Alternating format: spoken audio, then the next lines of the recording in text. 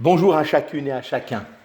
Nous allons à la découverte du deuxième nom que nous trouvons au sujet des 12 tribus d'Israël. Il s'agit d'Issachar.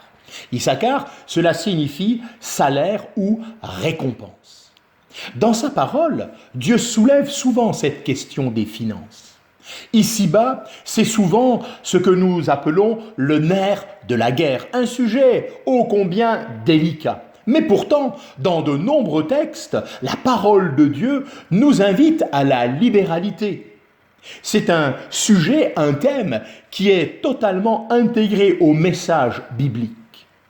Le livre de l'Exode, au chapitre 25, au verset 2, au chapitre 35, au verset 5, nous parle particulièrement sur le fait de donner de bon cœur. En effet, il s'agit véritablement d'un don que nous voulons offrir avec un cœur en harmonie avec la volonté de Dieu. L'offrande, les dîmes, sont le reflet de notre engagement réel dans l'œuvre de Dieu. C'est ce que nous découvrons dans Malachie au chapitre 3, les versets 8 à 10.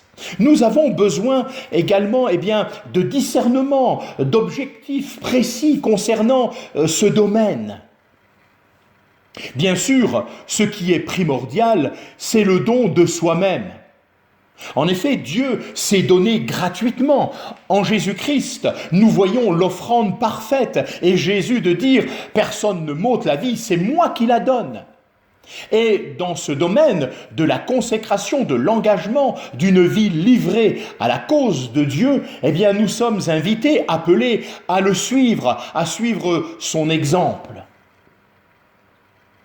Nous trouvons cette parole dans Ésaïe 55, les versets 1 et 2. « Vous tous qui avez soif, venez, voici de l'eau, et même vous qui n'avez pas d'argent, venez, achetez. » Dans Matthieu 10, le verset 8 nous dit « Vous avez reçu gratuitement, donnez gratuitement. » Et dans Romains 12, verset 1er, « Offrez vos corps en sacrifice vivant. » Ici, il nous est parlé de différentes manières de cette notion de venir, de recevoir, de donner, d'offrir, de s'offrir.